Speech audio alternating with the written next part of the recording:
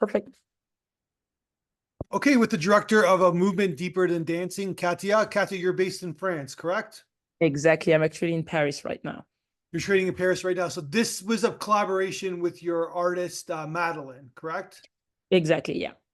And tell me about the idea for this project. Did you guys kind of collaborate together on it?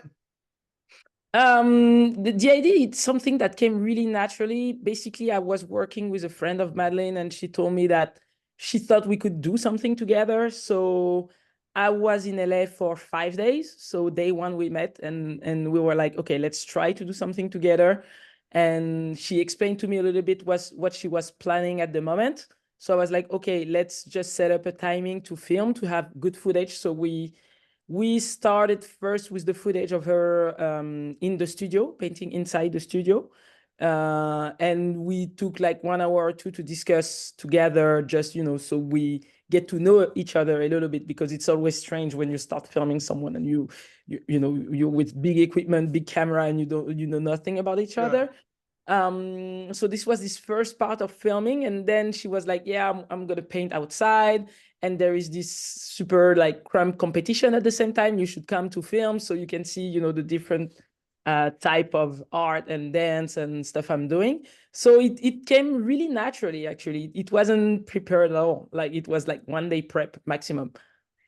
It might have been a good thing that you guys didn't know each other very well, because it's the way you're filming her is like you're the audience, right? We're getting to know this artist through the lens that you're shooting in, and basically, and so are you, I guess, right? So I guess it works for the film. Exactly, because since we didn't know each other, I was discovering myself without any prep, what was happening in Yeah. front of me. Yeah, so it's cool because, yeah, you get surprises, good surprises, bad surprises, but you have fun. That's the best stuff that's the best configuration to film, when you have time to experiment stuff. But you still trying to, because you don't know what the edit is going to look like. Yeah. I didn't have an idea of the music, so you're not like, it's not like a music video where you're like, okay, I have the music, I know what I want to do, so Yeah. it needs to match this tempo and blah blah blah. Uh, this I didn't even know. The poem that she wrote, I discovered it the last day. She was like, oh yeah, I wrote a poem, let me read it to you. And I was like, okay, let's record it to use it, maybe not. So that was really cool to do it like this. Because it's basically about this character's, like, well, my interpretation at least is this character's creative process or Exactly. artistic process. Yeah, and to discover that she's how do you say, multifaceted. Like, she's an incredible crump dancer, and when you see her painting in her studio, that's not something that you think she's doing. And we went to this competition at night in a dance studio in LA, and that the energy was crazy. So yeah, it's interesting to see the process and what's coming out of it. So yeah, so this was a real dance competition that you, at Yeah. the end of the film, that you guys shot in? Yeah. How'd she do? I mean, it wasn't really a competition, it was a battle. So it's 2 hours of people dancing, facing each other, and lots of energy, lots of screaming, shouting. And yeah, that was intense, even to film, because you're trying to navigate between dancers and people, and try not to be too close, because you don't know what kind of movement they're going to do, but sometimes you want to change angles. So yeah, it was a challenge for me as well, because it was my first time filming that type of stuff, and we were only it was me and an assistant filming. So you're like, yeah, you're trying to just do your stuff, but at the same time being respectful of what's happening around you, just to be sure you don't hurt anyone, or just let you have to work as if you're not there, but you have such big equipment that it's complicated to do sometimes. Well, tell me about your big equipment then. So, because it's kind of has a really cool kind of look to it. Even the end of Yeah, the film, you kind of gave us this film look, I guess, right? So, where would you shoot it on? I had two cameras. I'm filming with an Alexa camera, an Amira. So it's the documentary ARRI camera that you can operate by yourself. And it's quite heavy. I had a zoom lens, so I use it with an easy rig. So I take some space with it. And then at the same time, I had around my neck, I had a 8mm camera. So sometimes I would just take it and try to frame some shots really quick in 8 millimeters because I wanted to try to film with it. I found it funny to try to do some stuff, you know, like something different. Yeah, it's cool. And then, so tell me about the convenience store Oh, scenes. Did you guys? I'm assuming you just ripped. You just kind of like didn't get permission, just did it. I'm no, assuming. the thing is, basically, yeah, the convenience store, it's funny. Um, because we were like,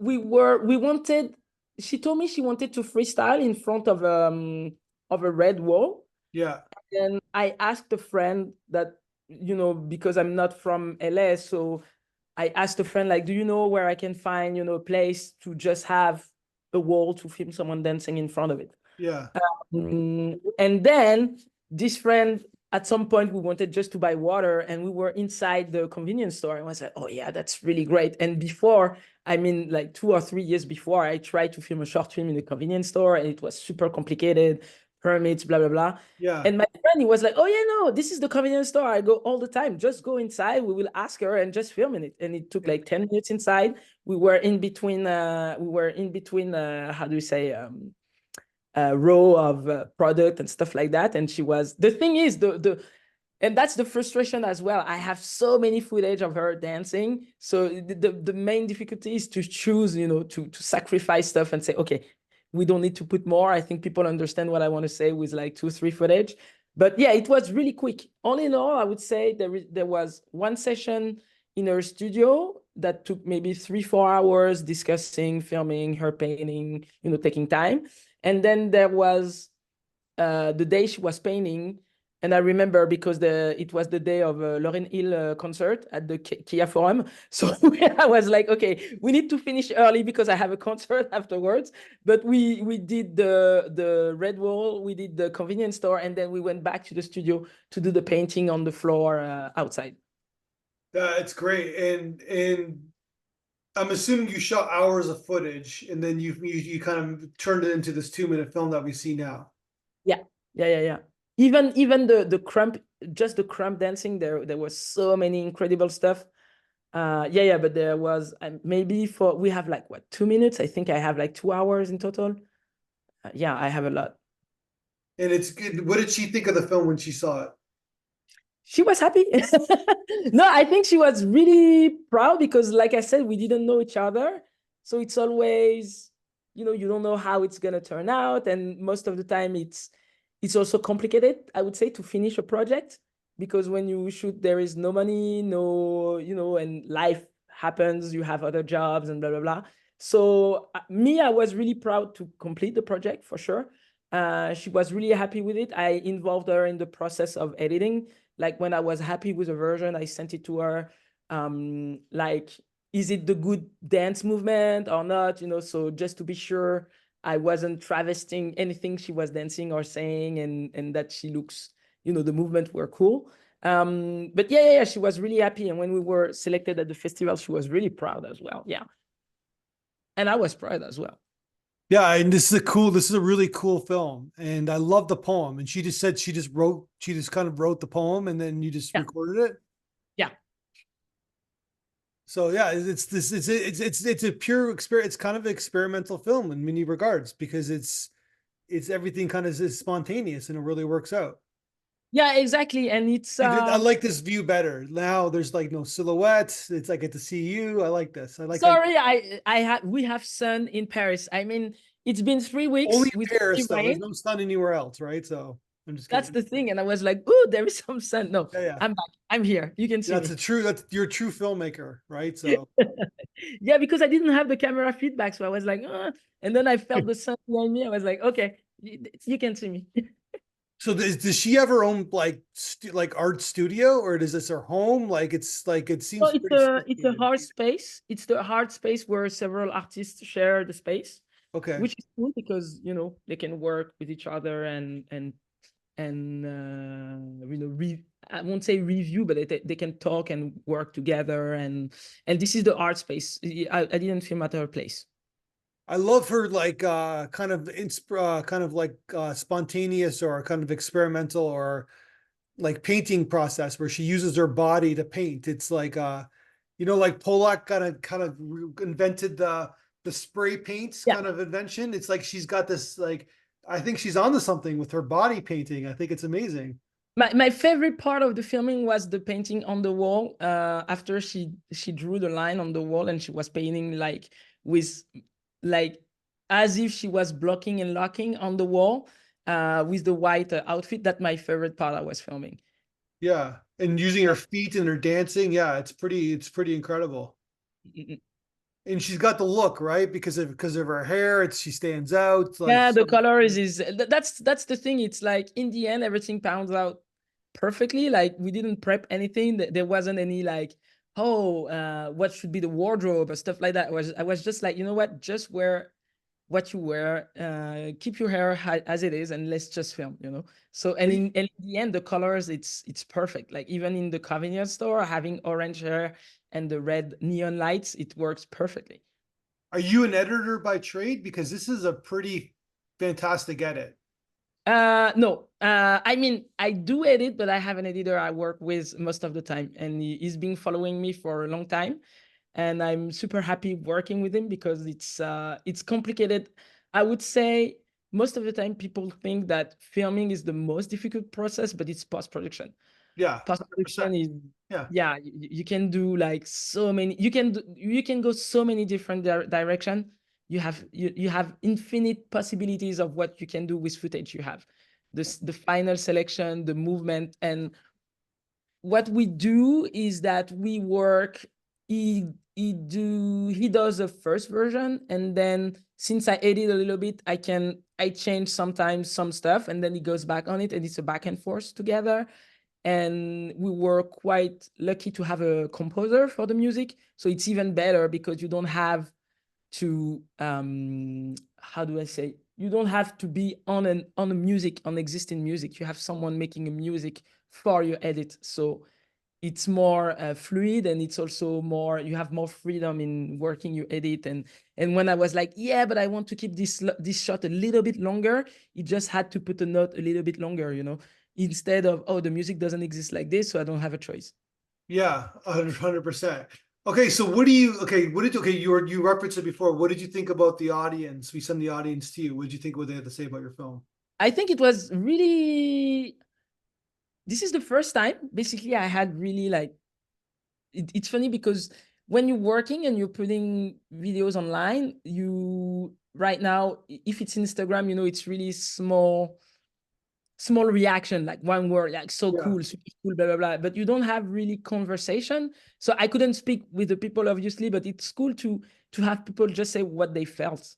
uh because of course when you're doing a movie, you're trying to convey emotion, but you never know what people, it's impossible to say, oh yeah, people will feel like this when they will see your film. So I like the fact that there was like a range of different people. So you have, and there were different, some people were more moved by the technique or the music or the movement or the dance. And no, I think it's really great to have something like this. And yeah, and they like obviously the people were taken by your film. It's like and like you said, one day you had one day of filming and one day of preparation, one day of filming, and look what you guys made. Yeah, that's crazy. I mean, it's luck, beginner's luck.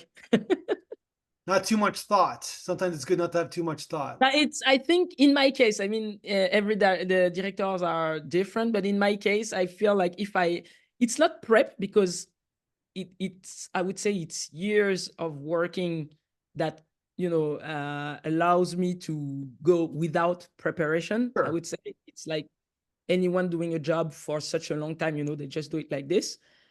But I try not to, and that's the thing when you're working alone, there is no time constraint really. You're like, okay, let's just do it.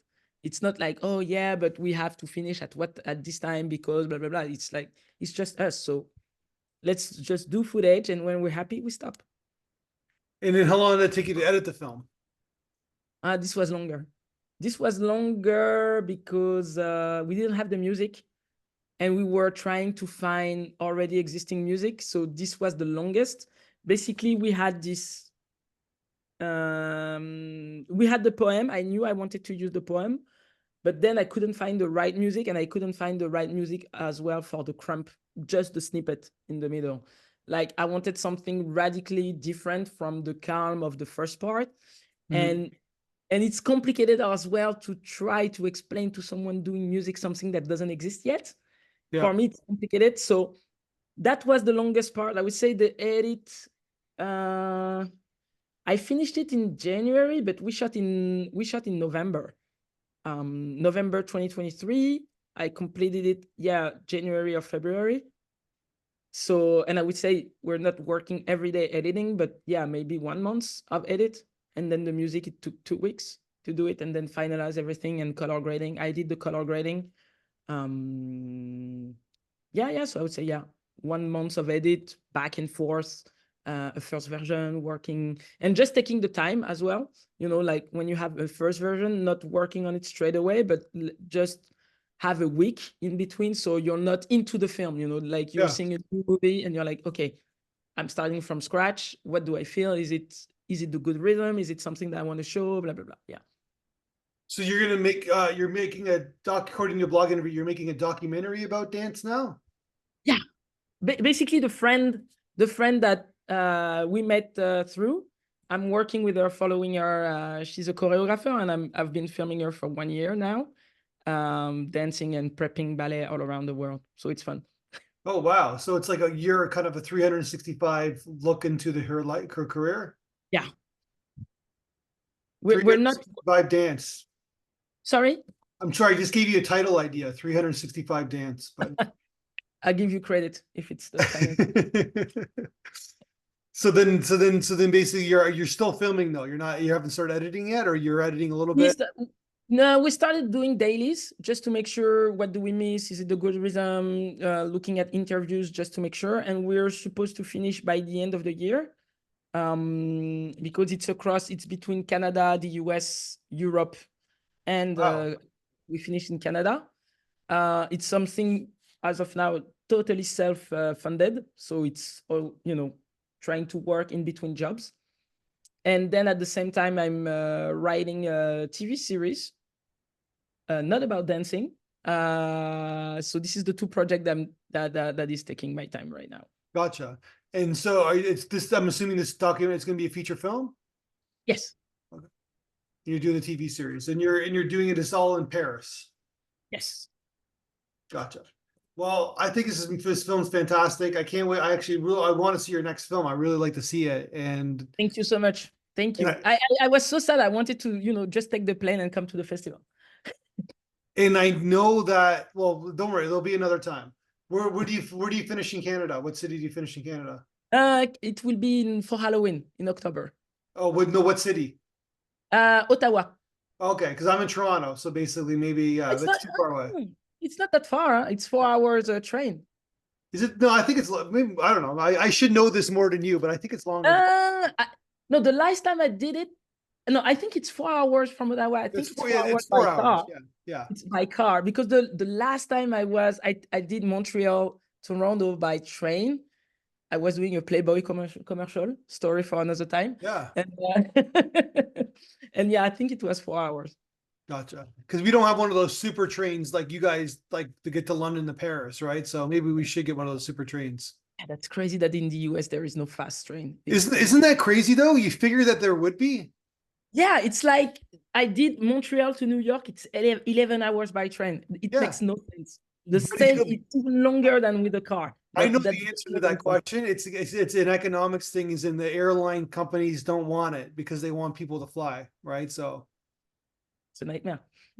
Sometimes when you have equipment, you don't want to fly. You just want to put your camera in the trunk or in a train and do like a train ride. Listen, man, that like I did the channel back in the day, and I thought it was I'm like, this is the most amazing thing in the world. I zipped right from France, right from Paris to London in like 2 hours. You're in London.